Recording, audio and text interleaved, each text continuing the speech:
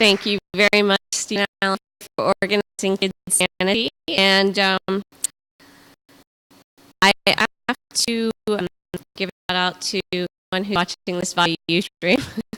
But also, I have to mention that even before I had a kid, there were a few poets who sort of helped understand there could be life after having kids and could be activity after having kids. And I didn't really know how that would work until I had one. And the way is probably the only way. Everybody has their own way of finding time for their art. And much of the writing that I have done since I had a daughter 4.5 years ago, I did not write very much about the actual act of painting until the past year. The poems that I did start writing were actually inspired by the things I was now exposed to that had never been exposed to before. It had been years since I had been exposed to it. So you'll notice a lot of references to details and things in poems. The first few poems I'm going to read are ones that would have never been written had I not had a child. And this first one was inspired by one of the first walks that I took my daughter on, pushing her in her stroller, and finding, rocks on the ground, showing her stones. And of course, at a stage, everything goes straight into the mouth. And so this poem, it just kind of came out of one of those experiences. She just really took this and tried to put it in her mouth. And this is called The Sword Swallower Find a New Calling. She swallows stones now, throat like a creek bed. Started with pebbles, palmed several to warm them before she plucked one, placed it in her mouth, tongued its smooth surface, transubstantiated to a pearl. She filled herself pearls until her skin rivaled their milkiness. Under the floodlights, she glowed, audiences wrapped as they had been when it was just another trick, sword seeming to disappear in the scabbard of her throat. She savored another stone, tasted the vinegary remnants of 1,000 compressed years. She felt a kinship, the grain of sand she imagined locked within the stone's heart, which could become life in the mouth of another creature, could evolve to something else entirely.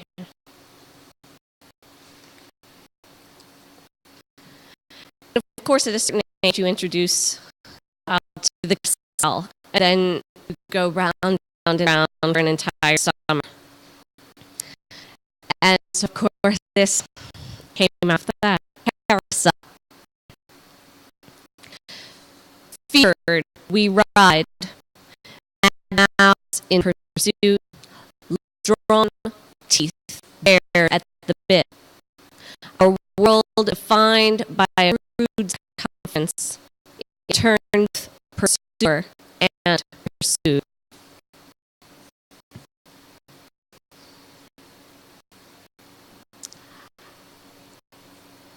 It's been a very long time since I read the story of Thumbelina, and when I read it to my daughter for the first time, it didn't quite hit me. Then maybe second, third time I read it, I thought about the mother and how after Thumbelina is kidnapped, you never hear the mother again. So I decided to write a sonnet sequence in the book of Thumbelina's mother. And I'm going to do from that sequence. The first one is Thumbelina's mother speaks to Thumbelina. How many nights I knelt bowed by stars in the garden, yet belly still refused to swell. No husband, just this body. Not even knowledge of the ways then. I don't recall color of seed that which planted by my anxious hand hand. And little does it matter now the color of that bloom. You were my blossom born, emerging from a womb that wasn't mine. As soon as I inhaled your pollen-scented hair, I understood that I would see you. All children are but born to leave. Not once did I hear you call mother. No, after you, I never sought another.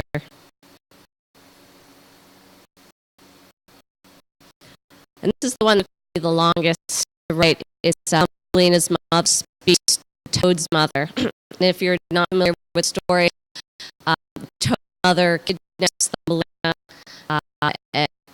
to the wife for her son because she hears Thumbelina singing and she thinks her voice is so sweet.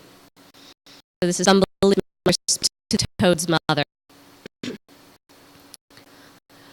With each year passing, grief dilutes itself within my body, portions itself out the way flesh ultimately finds its host for every soiled drop. Letting go, I learned to be a good mother, kind who disciplines herself to think only of what's best for her child. Of course, that's why you ceased her for your son, deluded as you think she'd stay.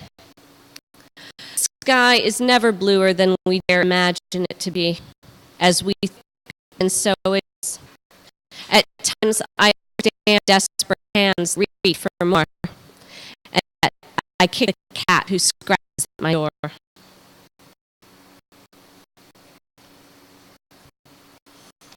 Okay, and this, yet another sit. Goodbye to fairy tales. Where have all the wit gone? Where does this overgrown path lead? What happened to the careful trail I laid? Where is all the good and bad I counted on?